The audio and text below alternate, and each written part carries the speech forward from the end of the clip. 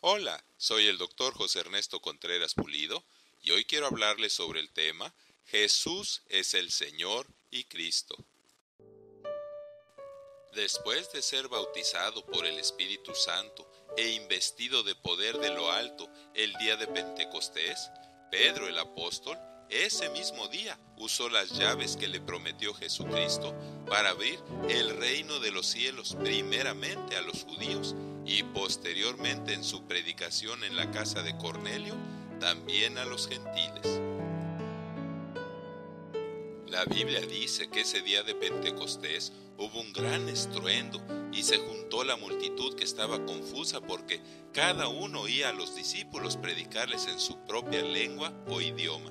La Biblia enseña que la predicación ungida por el Espíritu llama la atención y en unos da convicción y conversión, mientras que en otros causa vehemente rechazo, burla y endurecimiento del corazón.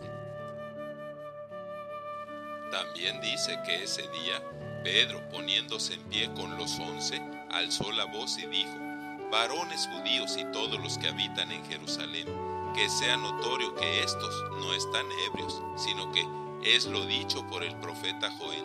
Y en los postreros días, dice Dios, derramaré de mi espíritu sobre toda carne, y sus hijos e hijas profetizarán, sus jóvenes verán visiones, y sus ancianos soñarán sueños, y sobre mis siervos y siervas derramaré de mi espíritu y profetizarán.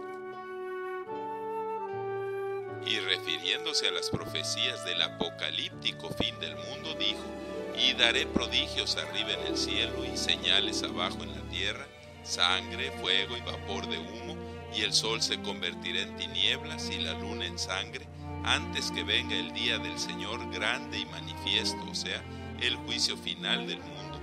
Y todo aquel que invocar el nombre del Señor será salvo. También oigan todos, Jesús Nazareno fue el varón aprobado por Dios con las maravillas, prodigios y señales que ustedes saben que Dios hizo por medio de él. A este, con el determinado consejo y anticipado conocimiento de Dios, ustedes prendieron, entregaron y crucificaron por manos de inicuos, pero Dios lo resucitó, suelto los dolores de la muerte. Siendo imposible que fuera retenido por ella, David dijo: vi al Señor delante de mí, y porque está a mi diestra no seré conmovido. Mi corazón se alegró, se gozó mi lengua, y mi carne ahora descansará en esperanza, porque sé que no dejarás mi alma en el sepulcro, ni permitirás que tu santo vea corrupción, mas conoceré la vida eterna y el gozo de tu presencia. Varones hermanos, se puede decir que el patriarca David murió y fue sepultado, y su sepulcro permanece hasta hoy, pero siendo profeta y sabiendo que Dios le había jurado que de su descendencia en cuanto a la carne levantaría al Cristo para que se sentara por siempre en su trono, viéndolo antes, fue así que habló de la resurrección de Cristo. Y nosotros somos testigos de que realmente el alma de Jesucristo no fue dejada en el sepulcro, ni su carne vio corrupción, sino que Dios lo resucitó y lo exaltó hasta la diestra de Dios, y habiendo cumplido el Padre la promesa del Espíritu Santo, se ha derramado en la forma que lo ven y oyen. Porque David no subió a los cielos, pero Dios a Cristo dijo: siéntate a mi diestra hasta que ponga a tus enemigos por estrado de tus pies. Sepa pues ciertísimamente toda la casa de Israel que a este Jesús a quien ustedes crucificaron, Dios le ha declarado Señor y Cristo. Al oír esto se compungieron de corazón y dijeron a Pedro y a los otros apóstoles: varones hermanos, ¿qué haremos? Y Pedro les dijo: arrepiéntanse para perdón de pecados, bautícese cada uno en el nombre de Jesús y recibirán el don del Espíritu Santo, porque para ustedes y sus hijos es la promesa, y para cuantos nuestro Dios, el Señor, llamare. Y con estas y muchas otras palabras testificaba y les exhortaba diciendo: sean salvos de esta perversa generación. Así que los que recibieron su palabra fueron bautizados y se añadieron aquel día a la iglesia como 3,000 personas. En este primer sermón evangelístico de Pedro, después de una breve introducción explicando el cumplimiento de la profecía de Joel, lleno del Espíritu Santo, pasa a comprobar con las Sagradas Escrituras que Jesucristo, a quien ellos crucificaron, Dios le ha hecho Señor y Cristo. Hay varios puntos claves y bien definidos que podemos aprender de este sermón predominantemente escritural que Pedro pronuncia con envidiable elocuencia y efectividad ante un auditorio atento, crítico y conocedor de las Sagradas Escrituras. Y a pesar de la falta de preparación académica, el Espíritu Santo usó a Pedro como a un verdadero erudito. Después de pedir la atención, el primer punto que pone en claro es que el personaje central de su predicación será Jesús Nazareno, varón que demostró estar aprobado por Dios con incontrovertibles evidencias, maravillas, prodigios y señales, incluyendo la de la resurrección, de la que por 40 días, presentándose vivo, dio muchas pruebas indubitables.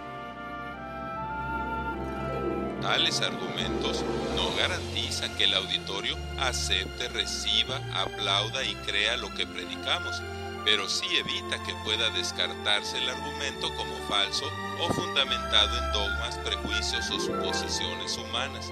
Ahora, como segundo punto, Pedro se dispone a dar el fundamento escritural de su ponencia.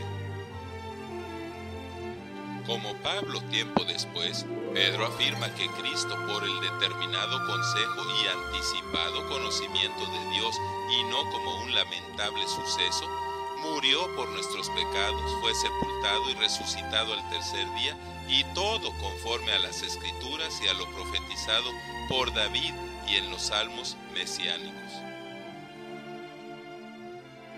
El sermón de Pedro concluye asegurando que ya resucitado, Jesús ha sido declarado Señor y Cristo, o sea, el Mesías ungido y el Dios nuestro Salvador, exaltado hasta la diestra de Dios Padre. Así, Cristo es el que, habiendo ofrecido una vez para siempre un solo sacrificio por los pecados, murió, resucitó y ascendió, y está sentado a la diestra de Dios, intercediendo por nosotros de allí en adelante, esperando hasta que sus enemigos sean puestos por estrados de sus pies.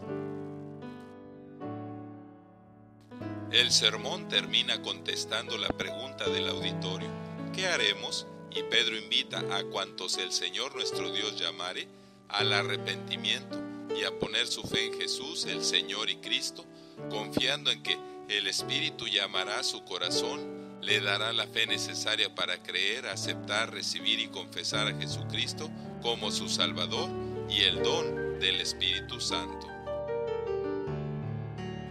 Al verlos compungidos de corazón, persuadido de lo que predica, Pedro con muchas otras palabras les testificaba y exhortaba diciendo: sean salvos de esta perversa generación, arrepiéntanse y conviértanse para que sean borrados sus pecados, vengan de la presencia de Dios tiempos de refrigerio, y Él les envía a Jesucristo, quien les fue antes anunciado.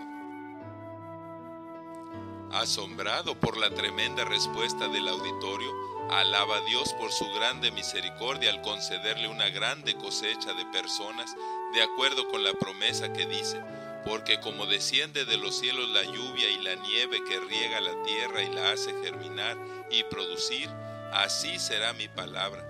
No volverá a mí vacía, sino que hará lo que yo quiero y será prosperada en aquello para que la envíe.